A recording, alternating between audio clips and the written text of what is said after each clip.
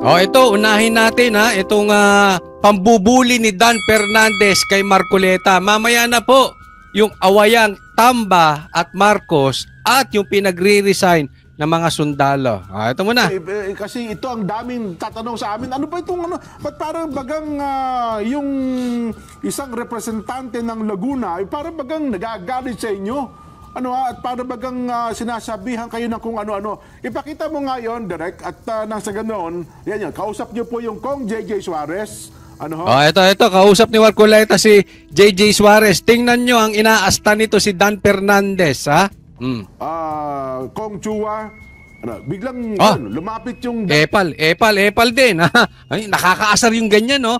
Meron ka bang tropang ganyan? Hindi naman siya kausap, pasok ng pasok. Epal. Bully ito si Dan Fernandez. Natapik-tapik kayo eh. Patapik-tapik pa. Abogado yan, brad! Abogado, ikaw ano ka? Naku. Hindi ko alam. Hindi ako nanonood ng Bold. Bold Star daw ito. Hindi ko alam, ha? Hindi. But anyway, that's beside the point. Eto po tayo. Abogado, tatapik-tapikin mo. Hindi naman ikaw ang kausap. Ang kausap ko, makikita mo dyan. Si Kong JJ Suarez. Maliwanag yan, ha? Ako, sus, naku, patapik. Ay, naku. Buti mabait ito si Marcoleta at saka abogado. Pag ginawa mo yan sa askal, na tsaka yung walang training, sasapakin ka agad yan. Ay, naku, delikado ka, Dan Fernandez. Besta kayong tatlong beta. Tapos bigla siyang nakialam. Alam mo kung ano yung pinag-uusap. Visit, Ako, asar na asar din ako sa ganyan. Pasok ng pasok, di naman siya kausap. Usapan ni Kong JJ. Ninyong tatlo, Hindi, primero si JJ lang. May binulong ako kay kay chairman. Tingnan nyo si Paduano. Epal din, isa pa to. To the rescue, ito lagi si Paduano parang, nag-break ba kayo ng siyota mo? Kasi parati itong galit. High blooding ka pag lagi kang galit. Ikaw, Coach Oli, ganyan. Di! Tawa nga lang ako ng tawa sa mga sa mga dyan. Ito, si Paduano, laging galit. To the rescue pa. Tingnan natin. Pagkatapos, sabi ni nako. Ay. Umalis ka nga dyan! Usapan ng matatalino yan. Ay, hindi naman matalino ba si Dan Fernandez? Pero huwag ka na umepal dyan, Paduano. Bida-bida rin eh. Hindi mo nga natanong si si PRRD. Jay. Kong Dan, sabi niya, pwede ba kanyang makiusap naman ako, sabi niya, kasi pagka ikaw ang nagpapaliwanag, kung ikaw ay abogado, sabi niya gano'n. Parang yung mga puntos namin ay nawawalan na kami ng parang yung sa amin ay baliwala lahat. Ay, ang punto dito ni Dan Fernandez, pagka nagpapaliwanag ka, yung aming puntos nawawala, nababaliwala. Kasi yung puntos nyo kabubuhan. Hindi, di ba? Pag kami nagsasalita, pagkatapos niya magsalita, kung magsasalita naman yung isa, bakit mawawala yung puntos nyo kung parehas namang may lalim yung sinasabi ninyo? Kaya lang nawawala yung puntos mo kasi mababaw. Mababaw yung ninyo. Wala yan sa abogado kasi sinasabi ni Dan Fernandez, komo abogado ka. Hindi, pag nagsalita ka ba, sasabihin mo abogado? May nakakausap naman akong abogado. Pero hindi naman siguro nawawala yung puntos ko pagka abogado na nakausap ko. Depende lang din yan. Ampaw kasi mga pinagsasabi nyo. Kaya nawawala na ng saysay. Sana naman ay mabigyan naman kami kanya ng Sabi ko, Kong Jay, kung yan naman ang issue mo, nakikita mo naman, kapag ako ay nagbibigay ng komento at saka kung ano yung gusto kong i-emphasize sa aking pagsasalita, ito'y binabato ko sa chairman. Mamaya huwag kalimutan na standby yung itong awayang Marcos at Tamba at kasundalong pinagre-resign. Pag hindi kakampi ni Marcos, hindi ko naman ibinabato sa pansarili ninyong kung ano yung sinabi mo, kung ganito. Kaya lang sabi niya, yung parang namamaliit kami, parang gano'n. So, ina-assure ko siya na huwag mo namang isipin ka kung gano'n kasi kailangan naman kasi... Ito, kagwapo nito si Dan Fernandez, insecure pala, Iniisip niya, wag minamaliit. Hindi ka minamaliit. Pero ito ay democratic country tayo. May demokrasya po ang bansang Pilipinas. Baka nakakalimutan mo, oy, may karapatan kayong magsalita. Pero may karapatan din magsalita yung iba. Ang problema kasi sa inyo, Quadcom, pag may iba na nagsasalita at iba na ang tono, hindi sabay sa tono ninyo, nate-threaten kayo. Kung hindi kayo magdi-declare ng 1-minute suspension, sisigawan ninyo, babarahin ninyo, hindi po ganyan. Hayaan ko kayo magsalita, hayaan mo magsalita yung resource person. At congressman din yan, may kanya-kanya kayo. Kasi kayo ganyan gusto ninyo, ito, pansinin nyo, gusto nitong mga taga-Quadcom, umuo lang ng umuo. Pag may sinabi sila, oo. Kaya nga sabi ko kayo, aminin nyo na, kayo pumatay kay Jose Rizal. Pag pinatawag kayo dyan, umuo lang kayo umuo. Pag tinanong, kasabwat ka ba sa pagpatay kay Magellan, aminin nyo na rin. Wala kakontrahin ka lang ng mga yan. Di ba? Di umuo ka na lang ng umuo, tapos magkita na lang sa korte. Walang mangyayari dyan. Ilabas natin kung ano yung legality. Hindi naman ako pwedeng... Adwano, kala mo? Naiinis ako talaga. Kayo ba? Maano to masyado? Pasok ng Wala doon sa nalalaman ko, sa training ko, na palaging nandun ako sa merong legal basis. So yun pala yung paksa nyo ni Kong JJ. Yun ang paksa ko kasi parang medyo nagdaramdam siya ng konti. Hindi naman siguro nagdaramdam, maring nag-voice out lang po sa inyo. Nag-voice out, maring naghihinanakit sa kasi kung halimbawa ni Rage ko ito, parang yung sinabi niya, maaring mawala ng visa. Masasapawan, parang gano'n. Maring masapawan, maring ganito. So, yun ang kanyang Sa akin naman, may konting validity. Pero kailangan ipaliwanag ko na pero kailangan din nating ihayag talaga at sana nga, yung inisip ko na dapat pagtalunan para lumitaw kung alin talaga yung... Healthy discussion. Hindi kasi alam mo, nasanay yung mga yan, Marcoleta. Kung Marcoleta, nasanay yung mga yan nang hindi kinokontra. Ay, back up kami ni Tamba. Huwag kayong kokontra. Gusto nyong maano-ano? Parang ganun discussion nang hindi na minamaliit yung isa o maaaring nasasapawan yung iba, wala doon sana yung punto. Kung hindi, issue for issue. Para sa ganon, ang pinaka-direction, makinabang ang tao. Lumutan sa talaga puntong yun, yung lumilingo na siya. Sa puntang yun, bigla na lang siyang nakialam. Hindi naman siya kasama sa usapan ko. Hindi siya kasama sa bigla niya akong ginanon. Sabi anong tawag? Sige nga, kayo ilagay nyo. Anong tawag nyo sa ginagawa ni Dan Fernandez? Pakilagay sa comment section. Naman sabi niya. Nung umpisa, parang hindi niyo pa pinapansin. Di ba? Ikaw naman, kanyang ganun yung programa ko, siniraan mo ako, sabi niya. Kasi siya nagtataka, ano ka akong programa mo? Saan ka nagpo-program? Hindi pupunta ka kanya sa ganito, may kinausap kang mayor, alam mo naman kalabang ko yun. Hindi mo dapat ginagawa yun. Ganon? Pag kami kalabang mayor, hindi dapat kinakausap kasi magkakasama kayo dyan? Ganon? So, ibig sabihin, ang gusto mong kausapin lang ni Marcoleta, si Marcos? Kasi kalaban nyo ang Duterte, wag ninyo ang kausapin si Duterte. Kalaban nila yon. Gusto mong kausap nila si Martin lang? Wag mo kakausapin si Sara, kalaban nila yon. Ganon? Ay, parang bata. Di ba? Parang bata, di ba? Ay, wag mong kausapin yan. Hindi kami bate. Wag mo anuhin yan epal yan. Wag mong kausapin. Pag kinausap mo yan, hindi kami bate, hindi na rin tayo bate. Pambihira, parang bata ito si Dan Fernandez, Sabi ko, hindi ko alam kung ano yung sinasabi mo. Bakit ako nagpupunta sa mga munisipyo? Siyempre po. Dahil sa ako'y nagpapahayag ng aking kagustuhan na... Karapatan mo yun Karapatan mo yan. Hindi mo dapat ginagawa yun. Mali yun. Sabi niya? So wala ginalaman po sa... bully. Bully ito si Dan Fernandez.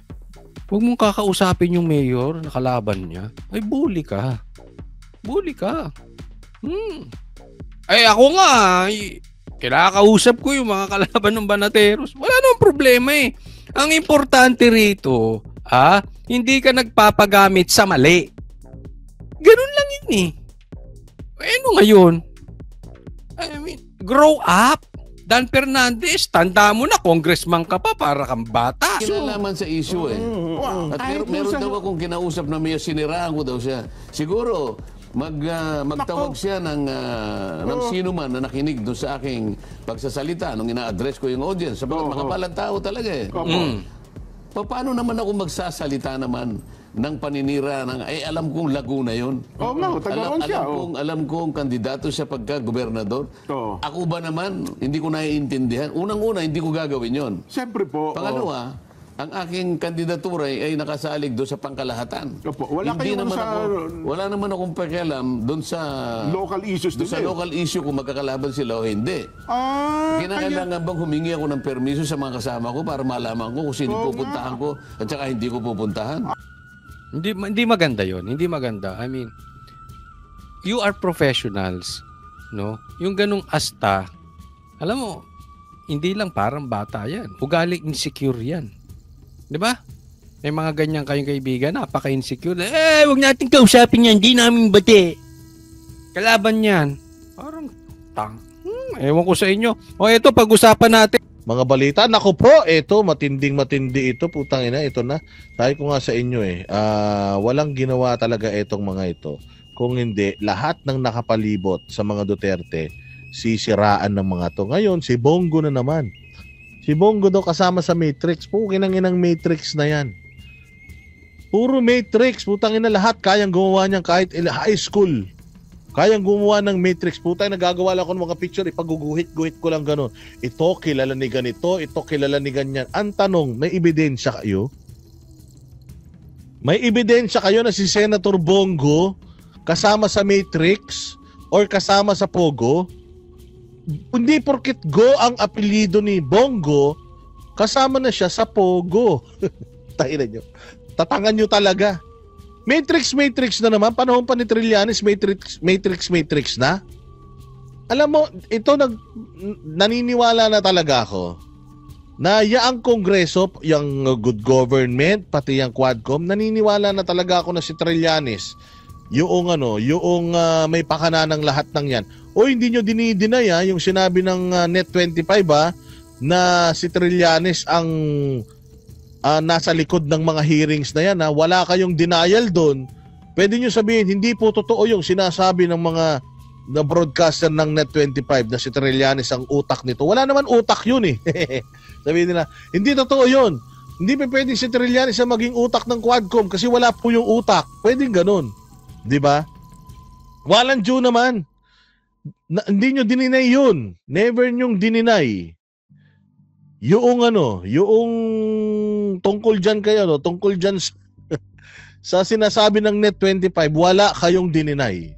Bukod tangi, lahat sinasagot nyo. Pero yung sinabi ng mga iglesia na si Trillanes ang nagpapaandar ng mga committee hearings na yan, wala kayong At again singilin natin si Suarez.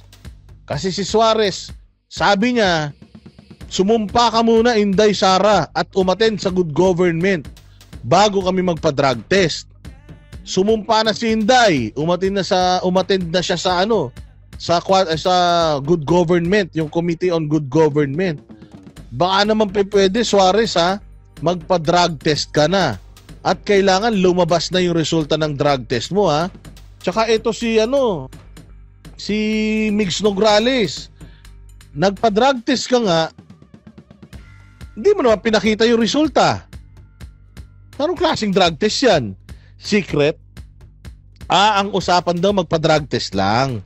Hindi naman daw usapang makita kung negative or positive. Basta nagpa-drug test, okay na. Pakita ninyo. Oy Suarez, sisingilin ka namin. Pag nakita kita, tatanungin kita kailan ka nagpa-drug test, Sumunod na si Inday sa hamon mo. Baka naman, pwedeng sumunod ka na rin. Ipakita mo kung anong resulta ng drug testing mo. So ito, Matrix na naman. Panahon pa ni Trillanes, Matrix. Pinapakita nila sa tao na nasa Matrix, Kumonek. Tangina, wala kayong ebidensya Meron lang kayo Matrix. Kung meron kayong ebidensya, sana ipakita nyo. O eto, pirma ni Bongo. Ayan, siya ang may-ari na itong Pogo na to. Hindi yung po siya, ikukunik-kunik na dots nyo.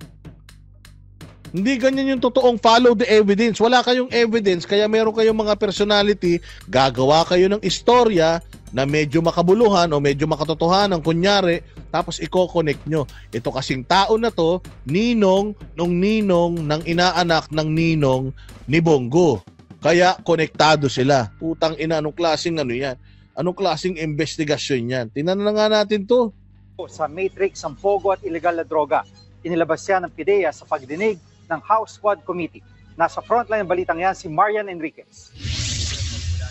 Sa ika-12 pagdinig ng House Quad Committee na nag-iimbestiga sa mga pogo, ilegal na droga at extrajudicial killings noong Administrasyong Duterte, naglabas ng matrix ang Philippine Drug Enforcement Agency. Putang ina, ang naglabas, PIDEA. Philippine Drug Enforcement Agency. PIDEA ang naglabas ng matrix tungkol sa pogo. Nye! Bakit PIDEA? Trabaho ba ng PIDEA yan? Kaya nga PIDEA Philippine Drug Enforcement Agency. Droga. Tangina, anong ginagawa niyo sa pogo? Paano niyo naikonekta si Bongo sa pogo? Anong klaseng utak to? John Jeff E. Salamat kaayo. Tangina niyan. Dito pa lang malalaman mo na si ang director nito si Trillanes. Diba? Tayo hindi naman tayo mga abogado, hindi naman tayo mga tanga. Pero PIDEA ang gagawa ng matrix, pogo, and illegal drug connections. Pwede kang gumawa dun lang sa droga, pero walang hiya na yan. Idadamay mo pati yung pogo, ikokonekta mo sa illegal drugs. Ina, ibang klase talaga itong mga direktor. Ibang klase itong mga direktor natin dito sa dito sa PNP talaga. Ibang klase, mahusay kayo. Sige, ano pa yung mga kahayupan niyo dyan? Sa matrix, makikita kung paanong iniuugnay ang 560 kilo o katumbas ng 3.6 billion pesos na halaga ng iligal na droga na nakumpiska sa isang warehouse sa Mexico, Pampanga. Ang warehouse, pag-aari ng Empire 999 ni Willie Ong at ADT Yang. May koneksyon ng dalawa sa umano'y Chinese drug lord na si Alan Lim o Lin Weishong. Oh, anong koneksyon? May koneksyon sila. Papaano? Anong meron kayong ebidensya na nagsasabi nyo konektado sila? O baka gusto nyo lang i-connect? Si Lim naman, konektado raw kay Senador Bongo na Yun na, putang ina niyan. Dahil may connect ito, konektado sa'yo. So kung halimbawa, meron akong inaanak nasa abroad, drug lord siya. Umuwi siya ng Pilipinas. Ako na yung konektado na ako sa sindikato niya ng droga. Dahil lang kilala ko siya. Dahil lang minsan nakita nyo kami nag-picture dalawa.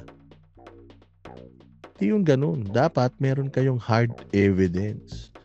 Ebidensya na nagpapatunay na etong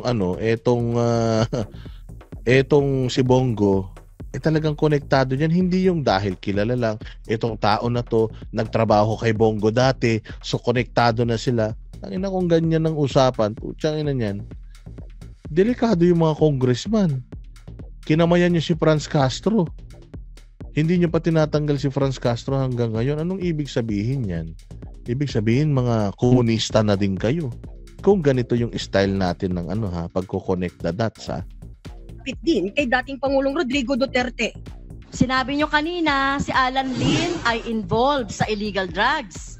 Tapos ito nagtatanong, yung tanga, yung pa yung nagtatanong. Yung tayo na yung teacher na Bopols, yung pa yung nagtatanong. Saan ka naman? Ang bobo nito. Lintik ang kabobohan nito ni Franz Castro. Nakita mo ba yung pinagsasabi nito nung karap niya si PRD? Nakita mo ba to nanginig ang ang matres nito nung nakaharap si Inday Sara? So, ang ibig bang sabihin, involved din si Senator Bongo sa... Utang ina, simple, di ba? O, tinan nyo yung tanong nung Gaga. So, ang ibig bang sabihin, involved... Konektado raw kay Senador Bongo na malapit din kay dating Pangulong Rodrigo Duterte.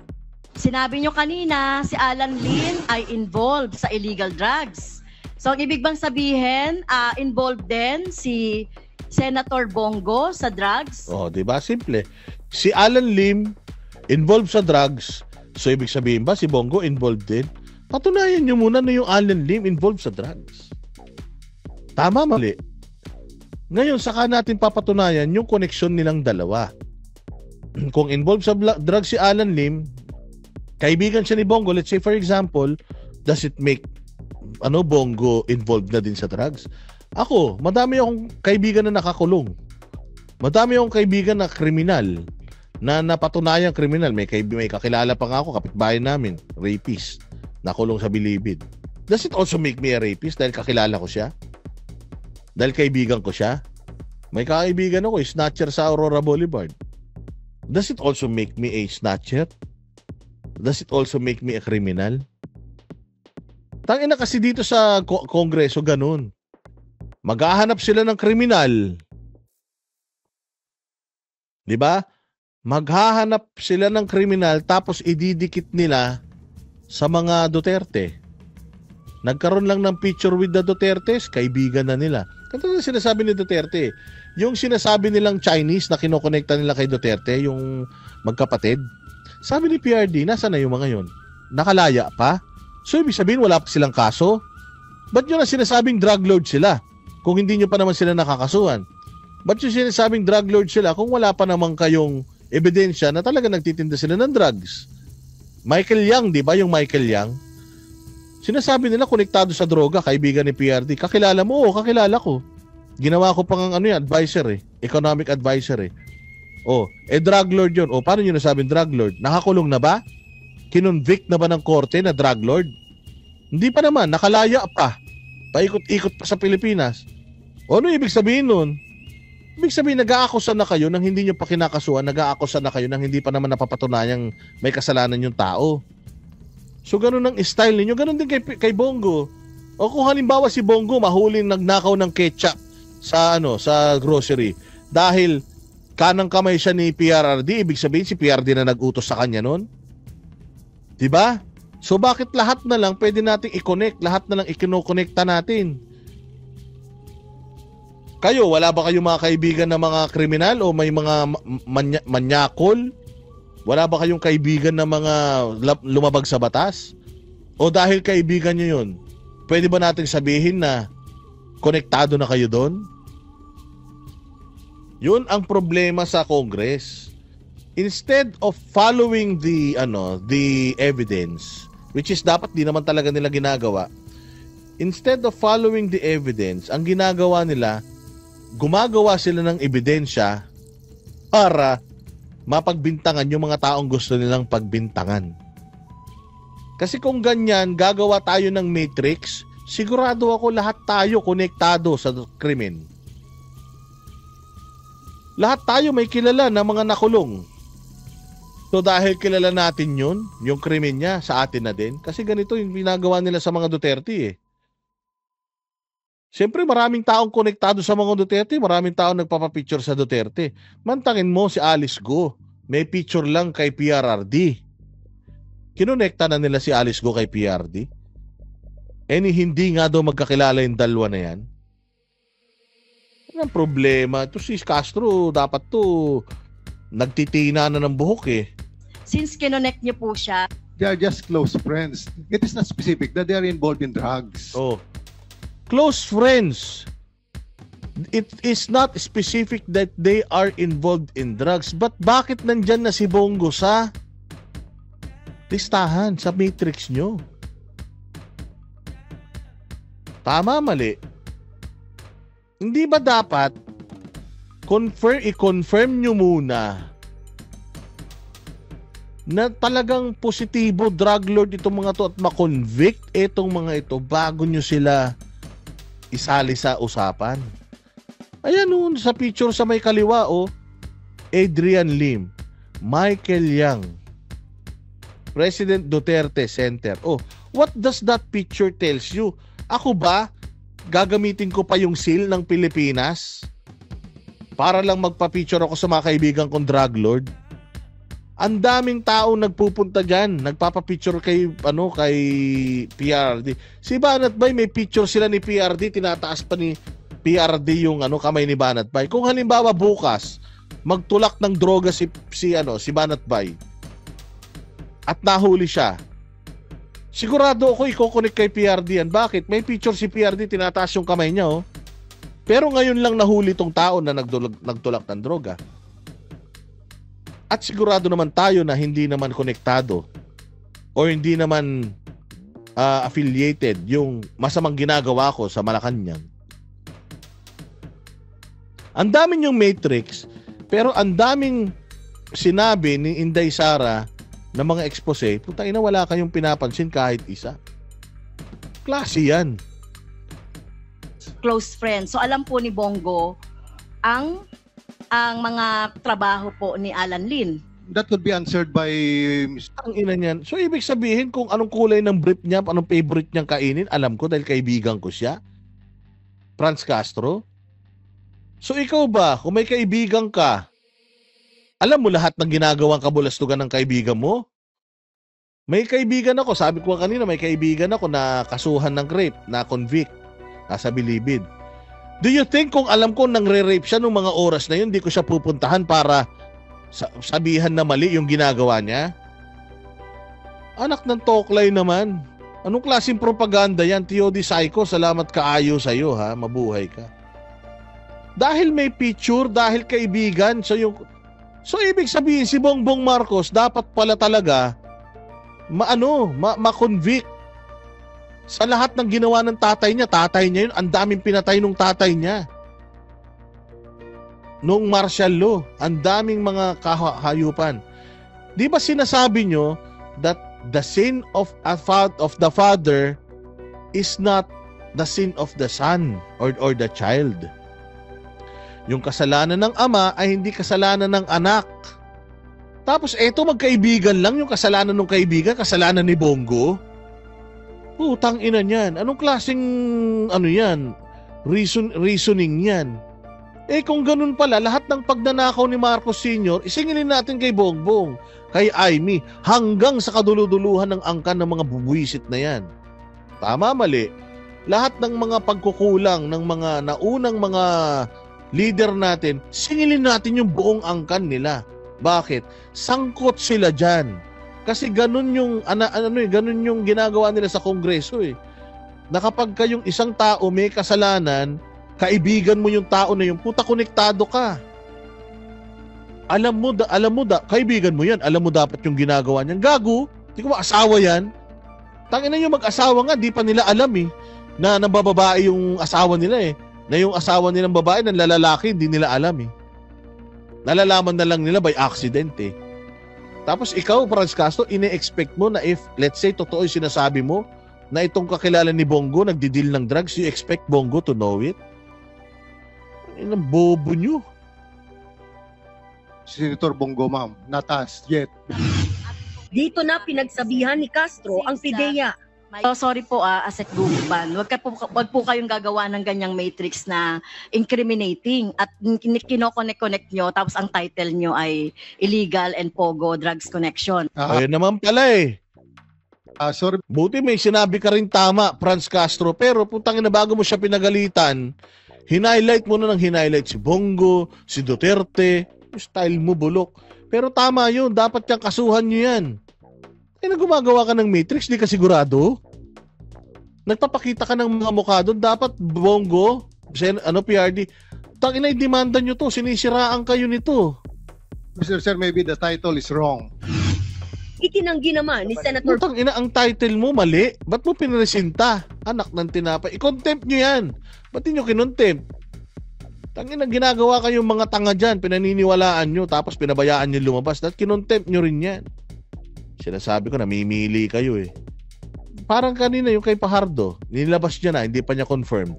Ito ring loko-loko na to, naglabas ng Matrix, mali pa yung title. At hindi niya kumpirmado. Ano lang, sa isip lang niya. Trip lang niya. Pero ibinalita na nila. Anong klase yan? Ganito kagunggong yung Quadcom na yan. Ganito kaloko-loko yung mga committee hearings na yan na ang tagal-tagal na. Sabi nga ni Marcoleta, ang dami na ng mga nagawang panukala pero ba't hanggang ngayon hindi pa tapos? Paano? May bali-balita, may chismis, di umano na binabayaran bawat isa, pangkabuhayan showcase talaga. Mas matindi ang banat mo sa mga Duterte, mas malaki ang chances of winning mo. Bongo ang mga akusasyon.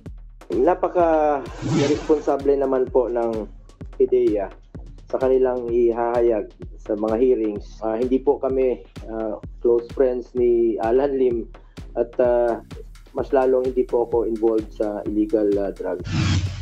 Si dating Senador Antonio Trillanes na dumalo rin sa pagdinig, sinabing may ilalabas din siyang matrix. Papakilala ko yung buong sindikato. Okay, ito ang hari ng matrix. Puta, ipapakilala ko ang may-ari na. Puta, walang kaisa-isang ebidensya to. Pero puta, laki ng bungo niyan. Punong-puno ng istorya yan. Walang ebidensya to kahit isa. Pero maglalabas siya ng matrix. Saan ka pa? Puta, sabi ko nga sa iyo, kaya kong gumawa ng matrix ngayon din. Para sabihin na abnormal ka. Oo, kaya kong gumawa. Maniwala ka. Tayo na niyan, kahit sino kayang gumawa ng matrix. Ang tanong, ano ba? Makatotohanan ba yun? Ang dali lang naman ilalagay mo lang sa gitna si Duterte, si Polong, si Bato, si Bongo. Ano mo gagawin mo? Lahat ng mga drug lord sa Bilibid, ilagay mo yung mga picture nila lahat doon, pabilog. Tapos lahat lagyan mo ng guhit, papunta doon, kanila Bongo, lahat. Tapos sabihin mo, etong mga, mga drug lord na to, nakita ko, binoto si Duterte. Drug lord yan binoto si Duterte. Ibig sabihin, si Duterte drug lord din. Putang ina, ganun ang gagawin niya. Ang dali, di ba? Kita mo, nakaisip nga kagad ako ng konsepto Napakadaling gumawa ng napakadaling gumawa ng matrix. Ang tanong, kaya bang patunayan yung matrix? Ang dami nyo ng matrix na labas. Tangina, wala pa kayong napapatunayan kahit isa. Lahat puro akusa. Mali-mali pa nga yung mga pangalan sa ipinapakita mong ebidensya mo sa Congress Tapos gagawa ka na naman ng bagong matrix. I-expose mo lahat ng mga drug lord sa Pilipinas. Putang ina, kung ine-expose mo yung mga drug lord, patay ka na ngayon. Kung totoong mga drug lords yung ine-expose mo at i-expose mo, Trillanes, hindi ka na buhay ngayon. Tayo na, matindi ang mga drug lords sa Pilipinas, talagang kakarnihin ka. Ba't buhay ka pa? Ng Duterte Drug Syndicate. Duterte Drug Syndicate, pusto tayo, kasama niya si Pastor. Tayo na, Trillanes. Lahat na lang, Trillanes. Manalo ka muna sa Caloocan. Kapag nanalo ka sa Caloocan, tayo na saka ka magyabang sa amin. Pero pag di ka nanalo sa Caloocan, Trillanes, umalis ka na sa Pilipinas. Kung gusto mo, total naman, sabi ni Enrile, yung Scarborough Shoal, nawala nung panahon mo, gusto mo doon ka na tumira. Trillanes inciting to sedition ng mga pahayag ni dating Pangulong Rodrigo Duterte nang manawagan ito sa militar na lutasin ang aniyay fractured governance sa ilang... Anong kasalanan dun? Nanawagan ako sa militar. Tinan mo, ganun kabobo si Trillanes. Inciting to sedition daw. Nananawagan si Duterte na sa mga sundalo na ayusin yung sirang Pilipinas. Ayusin. Sinabi ba ni Duterte na talikuran ninyo ang gobyerno, magrebelde kayo, gamitin ninyo yung mga armas ninyo at labanan ang gobyerno? May gano'n ba sinabi si Duterte?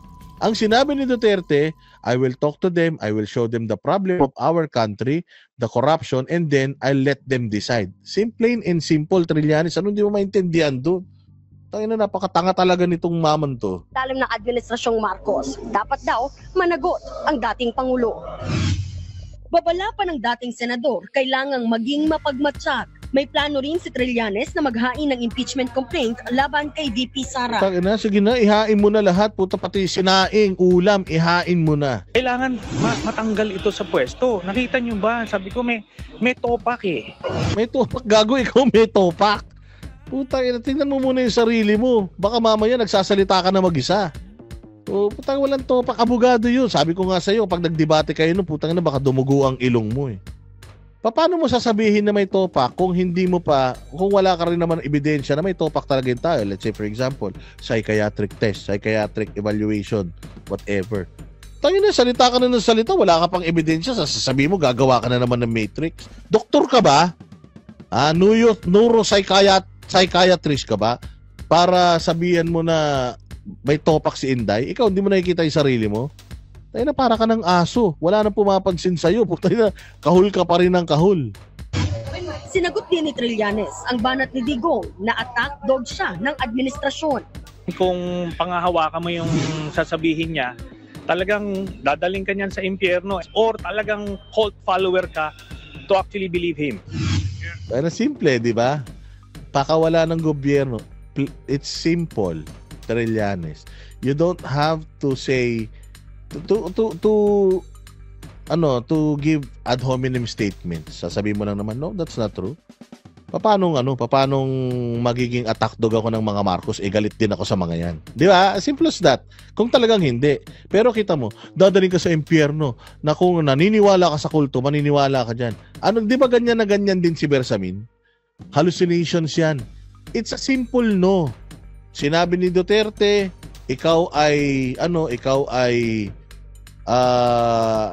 sinabi ni Duterte, pakawala ka ng mga Marcos. It's a simple no.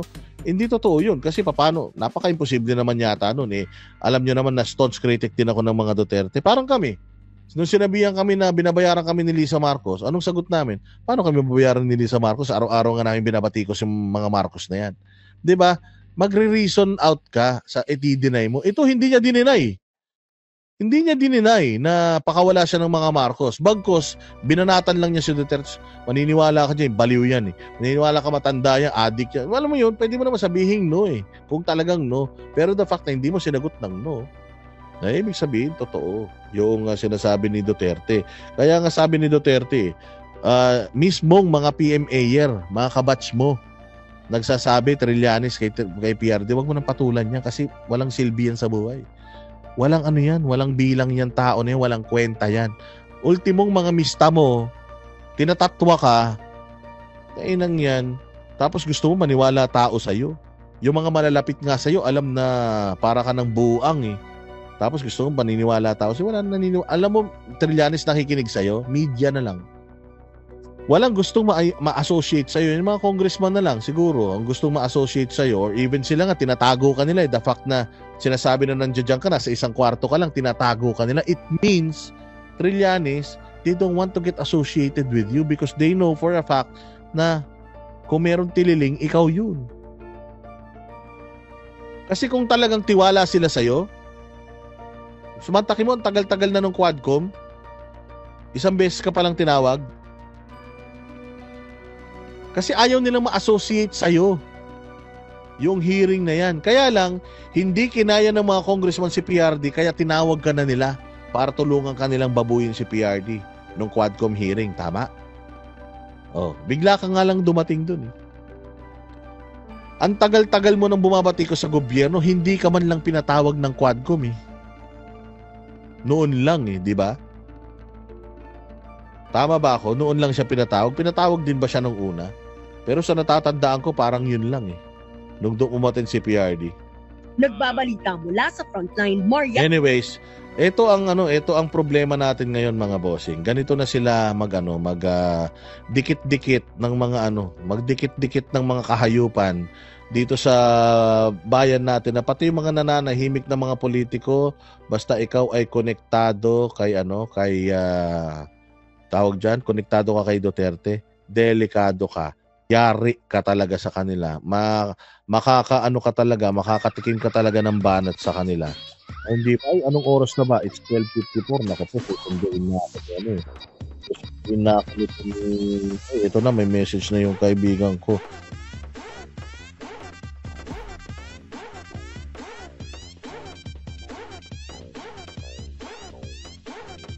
Ayan, ako po, papunta na dito si Jake Arsobal. Magkikita kami, pupunta kami sa Sacramento. Ituloy na lang natin mamaya pag uwi ko itong ating diskusyon. Marami pa tayong i-discuss din natin yung paglilipat kay Pastor Apollo Quiboloy diyan sa Bilibid, sa BJMP sa Pasig.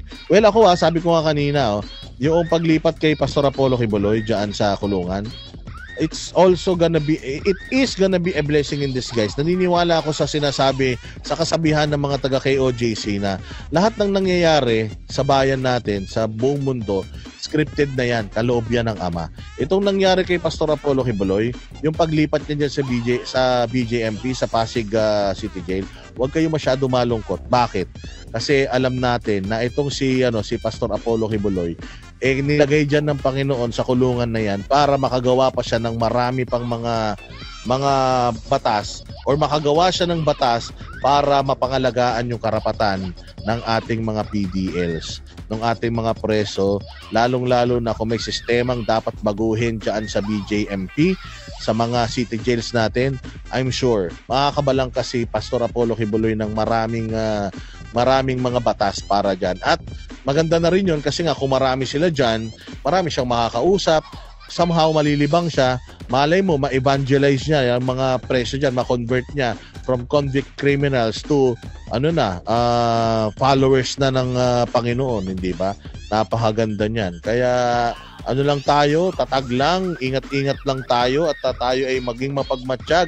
Again, yaan pong EDSA, ongoing po yan, yung pong malapit, yung pong kayang magsakripisyo ng kanilang panahon, ng kanilang sarili, time, para lang labanan natin itong katiwalian sa gobyerno. Baka sakaling magising sila, hindi para agawin yung kapangyarihan, para magising sila sa katotohanan, magising sila sa mga maling ginagawa nila, dinggin nila yung panawagan ng taong bayan. Maraming salamat sa lahat ng mga nagpakulay sa channel natin na talagang gagamitin natin ang mga yan sa magandang mga layunin. Marifel Del Mundo, si Jake Arzobal, Hani, si Nancy, si Jovina, si Rona, si Deans, si Jennifer, si Dez, si Susan, si Jing, si Bernie, si Rudy, si Simply Pink, si Lextol, si Alma, si Susan, si Felicitas, si Lou, si Spyra, si Densky, si M. Patrimono, si John Jeff E. at si Teody Psycho. Maraming salamat sa inyo. At syempre, bagamat bitin sa oras, na lang tayo. Mananawagan na lang ako na follow ninyo yung Facebook page natin. Follow nyo yung isang YouTube channel natin, Boss Dada Official. At i-follow din po ninyo itong ating channel na ito dahil dito tayo magkikita-kita araw-araw. Maraming salamat sa inyong pagpatnubay at lagi po ninyong pakikinggan ng aking mga kapatid, Banateros Brothers, Master Judea, Jay Guevara, Coach Oli at Banat Bay, at syempre si Boss Dada na minsan late na mag-live dahil nandito ako ngayon sa kabilang panig ng mundo na magkaiba tayo ng oras. Bagamat nasa malayo tayo, ay gumigising tayo ng maaga para lang makapagprograma dyan sa SMNI at makapaghatid sa inyo ng mga malulupit na mga pagmumura sa mga katiwalian ng gobyerno. Maraming salamat sa inyo. Mabuhay kayo at sana ay hindi kayo magsawa sa pagpatnubay sa Banateros Brothers. Josefina Mejia, salamat sa pagsusubscribe mo. Mabuhay kayo at sana konti na lang. Mga bossing, konti na lang. Kung makikita ninyo, konti na lang ma-achieve na natin yung ating goal.